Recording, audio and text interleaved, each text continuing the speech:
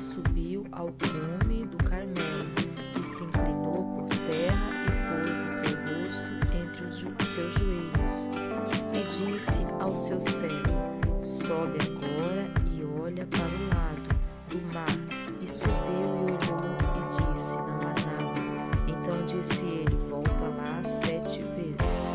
E sucedeu que a 7ª vez disse: eis aqui uma pequena nuvem com a mão de um homem, subindo do mar.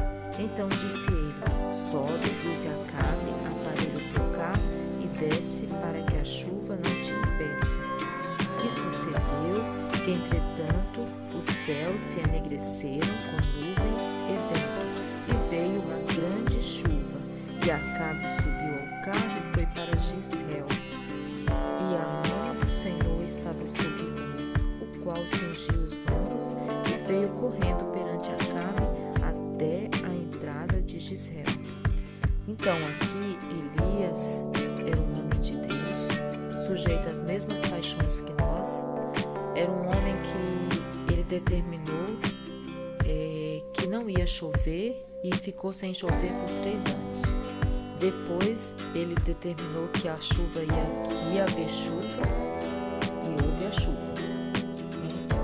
E aqui, quando ele está aqui pela 2ª vez que ele vai falar para Acabe que vai haver a chuva,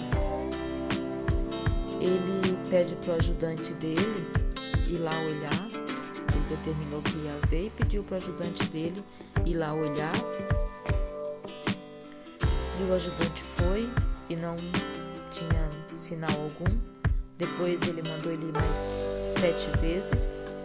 E na 7ª vez o ajudante disse que havia um sinal, uma nuvem do tamanho da mão de um homem. E isso foi o suficiente. Ele já mandou o ajudante falar para Acabe que fosse rápido, porque senão a chuva ia pegar ele no caminho, né? E ali ele determinou e aconteceu conforme a palavra dele, porque a mão do Senhor era com ele, né? Então, Elias, ele passou muitas adversidades, por causa de Acabe, por causa de Jezabel, por causa da idolatria daquela época, mas ele não se dobrou para eles, né? E conforme o que ele falava, crendo ali na direção de Deus, acontecia, né? E ele era humano como a gente, sujeito às mesmas paixões. E Elias passou por vários sofrimentos. Se escondeu em caverna, pediu a morte, ficou em deserto por causa de Jezabel. Mas Deus não abandonou ele em nenhum momento, né? E ele venceu, ele foi fiel a Deus até o fim, ele venceu.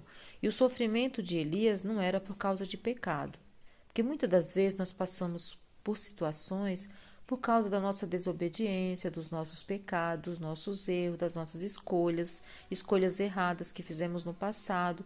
A gente paga um preço por isso, tem consequência aos nossos erros. Mas, se for o caso, Deus também não nos condena para sempre. Elias, ele viveu antes de Cristo, né? Então, Deus tratava diretamente com ele ali, né? Hoje nós vivemos embaixo da graça de Deus e Jesus Cristo é o nosso intermediário e nós nos dirigimos a Deus através de Jesus e nós temos livre acesso ao trono celestial através de Cristo, né? E se o nosso sofrimento for por causa de coisas erradas que nós fizemos, nossos erros não vão nos condenar para sempre, porque a graça de Deus, ela nos cobre, né? Uma vez que a gente se arrepende e Deus nos perdoa, uma vez que Deus tira da nossa vida a condenação, ninguém mais pode nos condenar. Então, para Elias aqui, essa nuvem do tamanho da mão de um homem foi o suficiente para ele declarar que haveria uma grande chuva.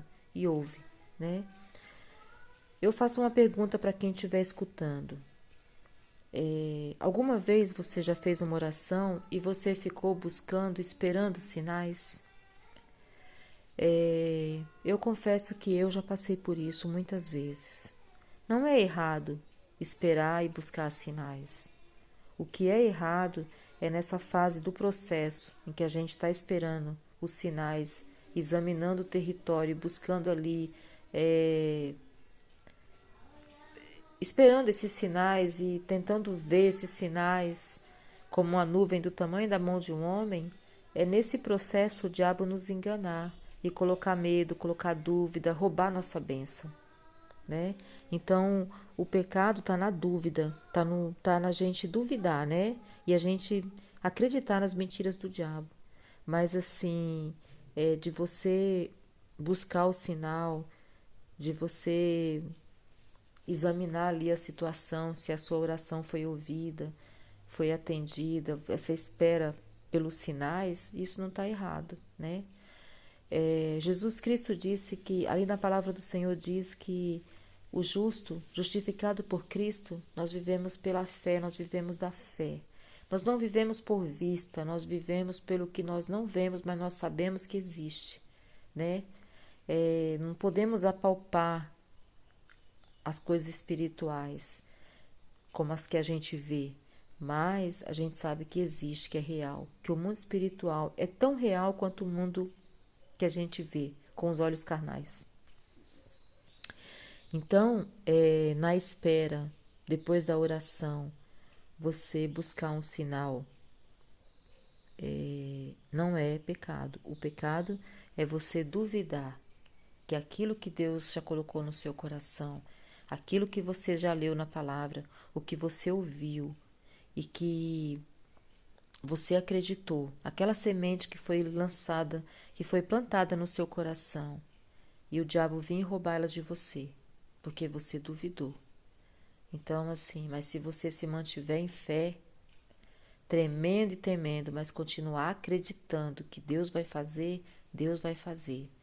E aquele sinal que você espera, como a nuvem, do tamanho da mão de um homem, vai se transformar numa grande chuva de bênçãos na sua vida, na minha vida e na vida de todo aquele que no Senhor crê.